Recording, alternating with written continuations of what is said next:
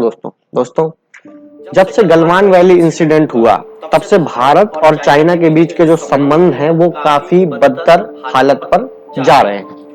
भारत से अगर पूछें तो भारत का सबसे बड़ा दुश्मन आज चाइना को कंसीडर किया जाता है। इससे कुछ समय पहले हम अपना सबसे बड़ा दुश्मन पाकिस्तान को मानते थे, लेकिन अब हम अपना सबसे बड़ा दुश्मन चाइना को मानते हैं। और चाइना को हम अपना सबसे बड़ा जब दुश्मन मानते हैं तो हम कोशिश करते हैं कि हम चाइना को कैसे बाइकआउट कर सकें, कैसे हम चाइना से अपनी डिपेंडेंसी हटा सकें, कैसे हम चाइना से भी ज्यादा पावरफुल बन जाएं, चाहे मिलिट्री के मामले में चाहे इकोनॉमी के मामले में, और कैसे हम चाइना को बीट कर पाएं। और जो सरकारें हैं हमारे देश की वो लगातार यही ढिंढोरा पीटती हैं कि हम चाइना को बीट कर लेंगे।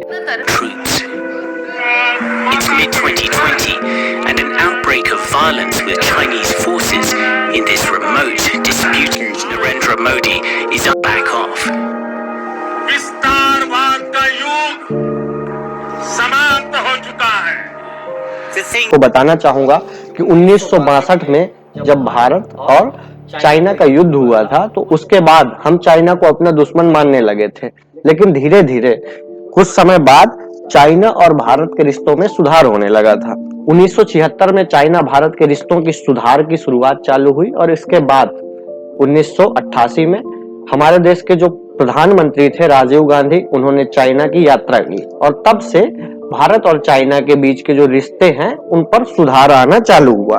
फिर 1991 में वहां के जो प्रेसिडेंट थे उन्होंने इंडिया विजिट, और इसके बाद फिर 1992, 1993, 1996, 2000, 2002, 2003, 2005, 2006, 2008, 2010, 2011 और 2012, 2013, 14, 15, 16, 17, 18, 19, 20 लगातार दोनों देशों के नेता एक दूसरे से मिलते रहे, परस्पर इन पर मैत्रीपूर्ण संबंध चालू होते रहे। लेकिन आपको मैं बताऊं, इन बढ़ते रिश्तों के बावजूद भारत और जो चाइना का व्यापार था वो मैक्सिमम $84 बिलियन था पर ईयर का। लेकिन 5 मई 2020 ये पहला समय था जब चाइना और इंडिया की सेना आमने सामने आई थी और तब से ये झड़प बढ़ती गई। फिर कुछ समय बाद आपको पता चला कि हमारे 20 से ज्यादा जवान शहीद हुए हैं और वहीं 40-50 चाइनीज कुत्ते भी मारे। गलवान वाली इंसिडेंट के बाद India has announced plans to ban 54 Chinese apps that pose a threat to the country. Government has decided to ban 59 Chinese apps, including the very popular cloning वाले ऐप थे। भारत ने चीन पर फिर एक बार डिजिटल स्ट्राइक कर उसे करारा झटका दिया है। अब डिजिटल स्ट्राइक करते हुए 54 चीन के ऐप को बैन कर दिया है जो देश की सुरक्षा के लिए खतरा बन गए।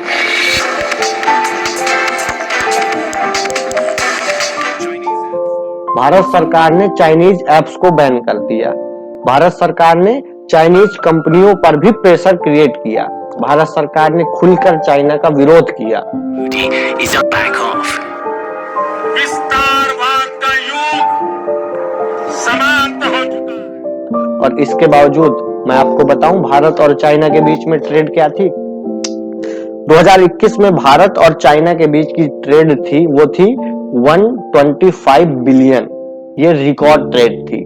मतलब 2018-19 में जब हमारे रिश्ते चाइना के साथ बहुत अच्छे थे तब हम उनसे 84 बिलियन का ट्रेड करते थे, लेकिन जब हमने उन पर बैन किया, जब हमने उन पर रिस्ट्रिक्शंस लगाई, इसके बाद 2021 में हमने उनसे 125 बिलियन का व्यापार किया जो कि रिकॉर्ड था। आप सोचिए कितना भद्दा मजाक है हमारे देश के लोगों के साथ। मतलब जिसे हम बैन करते हैं इसके बाद हम उसके साथ ज्यादा व्यापार करते हैं, और जब मैत्रीपूर्ण संबंध होते हैं तब हम उनसे कम व्यापार करते हैं। और भी मैं आपको कुछ बताता हूं। भारत हमेशा ट्रेड डेफिसिट में जाता है चाइना के साथ, ये आज तक का रिकॉर्ड है, और हमेशा चाइना सरप्लस में रहता है। यानी कि चाइना हमको ज्यादा एक्सपोर्ट करता है और हम चाइना को कम एक्सपोर्ट कर पाते हैं। चाइना से हम इंपोर्ट ज्यादा करते हैं और एक्सपोर्ट कम करते हैं, और भारत हमेशा चाइना से ट्रेड डेफिसिट में जाता है। और ये तब है जब हम चाइना को बैन करते हैं, जब हम बाइकआउट चाइना करते हैं। हमारे देश के नेता, हमारे देश के लीडर्स खुलकर चाइना का विरोध करते हैं। हम आत्मनिर्भर भारत बनाना चाहते हैं, हम स्वदेशी भारत बनाना चाहते हैं, हम भारत को अपने पैरों में खड़ा कराना चाहते हैं, भारत को मैन्युफैक्चरिंग हब बनाना चाहते हैं। और इसके बावजूद जब हम चाइना को बैन करते हैं, चाइनीज एप्स को बैन करते हैं, चाइनीज कंपनियों को प्रेशराइज करते हैं, इसके बावजूद हम चाइना से लगातार व्यापार में रिकॉर्ड वृद्धि करते हैं। ये कितना भद्दा मजाक है किसी देश के नागरिकों के साथ, इस बात को आप सोचिए। रिकॉर्ड और है। अब सबको पता है कि चाइना और भारत एक दूसरे के परस्पर विरोधी हैं। ये बात अंतरराष्ट्रीय मंचों पर और पूरी दुनिया में जग जाहिर है कि भारत का सबसे बड़ा दुश्मन चाइना है और चाइना के भी कट्टर दुश्मनों में से भारत को एक गिना जाता है। ये बात साफ साफ तौर पर दिखाई देती है। और इसके बाद आपको पता होगा कि अभी की न्यूज है कि इंडिया चाइना ट्रेड ने $1 ट्रिलियन क्रॉस कर लिया है। ये कितनी बड़ी बात है आप सोच नहीं सकते हैं। अभी तक हमारी भारत की और चाइना की 67 बिलियन का ट्रेड हो चुका है, जिसमें चाइना ने हमें लगभग 54 बिलियन का एक्सपोर्ट कर दिया है। हमने 9-10 बिलियन का ही केवल एक्सपोर्ट किया है। और हम चाइना से कितना ज्यादा ट्रेड डिफिजिट में है, इस बात का आप अंदाजा लगा सकते हैं। और ये ट्रेड डिफिजिट कब है? जब हमारे देश के नेता, हमारे देश के पॉलिटिशियन बाइकॉट चाइना करते हैं। मैं कुछ डेटा आपके साथ शेयर करता हूं। भारत 2012 में चाइना से 50 बिलियन से कम का ट्रेड करता था, 13 में भी 50 बिलियन से कम, 14 में लगभग 50 बिलियन से ज्यादा, 16 में 50 बिलियन से ज्यादा, 17 में हमने 60 बिलियन क्रॉस किया, 18 में हमने 70 बिलियन क्रॉस किया, 19 में हमने 70 बिलियन क्रॉस किया और 2020 एक ऐसा टाइम था जब थोड़ा सा हमने कम किया। तब हमारे देश में लॉकडाउन की समस्या थी और तब चाइना और भारत के बीच में बहुत ज्यादा विवाद चल रहा था। लेकिन उसके तुरंत बाद जब हमने चाइना को बाइकआउट करने की कोशिश की, चाइना को हमने बैन करने की कोशिश की, इसके बाद हमारा जो ट्रेड है वो सीधा 100 बिलियन क्रॉस कर जाता है। और आज इंडिया चाइना की ट्रेड ने 1 ट्रिलियन क्रॉस कर लिया है। ये कितनी बड़ी बात है। भारत को दुनिया की फार्मेसी कहा जाता है, लेकिन आपको क्या पता है, जो फार्मास्यूटिकल इंग्रेडिएंट्स हैं, यानी कि जो कच्चा माल है दवाइयों का, वो हम लोग चाइना से इंपोर्ट करते हैं। भारत को अब मोबाइल मैन्युफैक्चरिंग में भी काफी अच्छे पायदान पर देखा जाता है। माना जाता है कि भारत मोबाइल एक्सपोर्ट करता है, भारत मोबाइल का एक बहुत बड़ा मार्केट है। लेकिन क्या आपको पता है कि हम लगभग 60 से 70% मोबाइल का मटेरियल्स या फिर मोबाइल चाइना से इंपोर्ट करते हैं और फिर हम एक्सपोर्ट करते हैं, जो हमारी मार्केट में कंज्यूम होने के बाद बचता है। आपको पता होगा कि भारत को सोलर एनर्जी को लेकर बहुत आगे देखा जाता है। अभी भारत अध्यक्ष भी बना है हाल में। माना जाता है कि भारत सोलर टेक्नोलॉजी को लेकर काफी आगे है। आपको बताना चाहूंगा कि हम लगभग 80% से ज्यादा सोलर इक्विपमेंट चाइना से इंपोर्ट करते हैं। अभी हाल ही में भारत ने सेमीकंडक्टर्स के लिए एक नया प्लांट भी ऑर्गेनाइज किया है फॉक्सकॉन और वेदांता ग्रुप के द्वारा। लेकिन क्या आपको पता है कि अभी तक हम अपनी जरूरत का बहुत बड़ा सेमीकंडक्टर चाइना से इंपोर्ट करते हैं। चाइना हमारी नसों में घुसा हुआ है, चाहे मोबाइल हो, चाहे इलेक्ट्रॉनिक हो, चाहे फिर सोलर इक्विपमेंट हो, चाहे फार्मास्यूटिकल इंग्रेडिएंट्स हो, और तमाम सारी सी चीजें हम आज चाइना से इंपोर्ट करते हैं। और इसी में हम भारत चाइना से ट्रेड डेफिसिट जाते हैं और चाइना हमसे ट्रेड सरप्लस में जाता है। और इसमें भी हम केवल बाइकआउट चाइना करते हैं। हमारे जो नेता हैं वो चुनाव के समय में मेक इन इंडिया करते हैं, बाइकआउट चाइना करते हैं और हम लगातार चाइना से व्यापारिक घाटे में जाते रहते हैं। ये सच्चाई है। आप इस बात से अंदाजा लगाइए कि हम चाइना पर कितने निर्भर। भारत अगर बांग्लादेश के साथ व्यापार करता है तो सरप्लस रहता है, यानी व्यापारिक फायदे में रहता है। पाकिस्तान से करता है फायदे में, यूएई से फायदे में, और अमेरिका से भी करता है तो फायदे में। यहाँ तक कि अगर हम यूके से भी व्यापार करते हैं तो हम फायदे में रहते हैं। लेकिन हम चाइना से व्यापार करते हैं तो ट्रेड डेफिसिट यानी कि घाटे में जाते हैं। चाइना हमारी नसों में घुसा हुआ है। चाहे हम चाइनीज एप्स को बंद करें, चाहे चाइनीज कंपनीज पर पेनल्टी लगाएं, या फिर चाइनीज प्रॉपर्टी को हड़पने की बात करें, लेकिन इसके बावजूद भी हमारी सबसे बड़ी जरूरत चाइना पूरा करता है। और ये एक बहुत बड़ा नेगेटिव पॉइंट है भारत को आत्मनिर्भर बनाने में।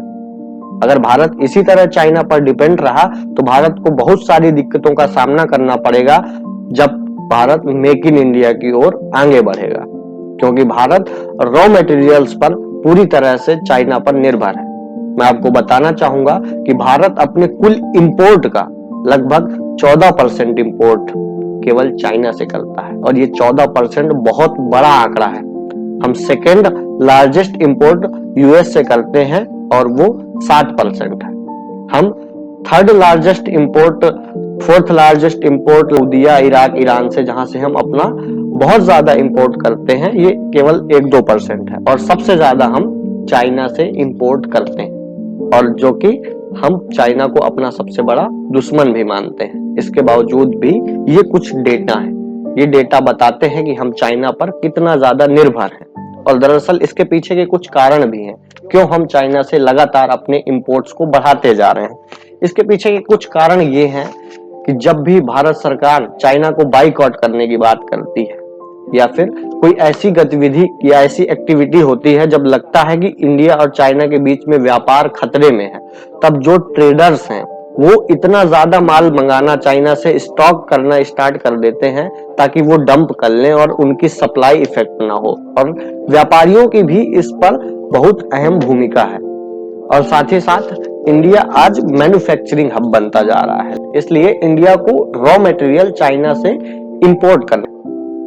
अगर यूक्रेन रशिया को अपना दुश्मन मानता है तो लगभग ऐसी कोई भी चीज नहीं है जो जिसके लिए यूक्रेन रशिया पर डिपेंड हो, लेकिन हम चाइना को अपना दुश्मन मानते हैं। इसके बावजूद भी हम कई चीजों पर चाइना पर डिपेंड है, और यही चीजें हमें एक आत्मनिर्भर भारत बनने में बाधित करती हैं, हमें बताती हैं कि हम कितना।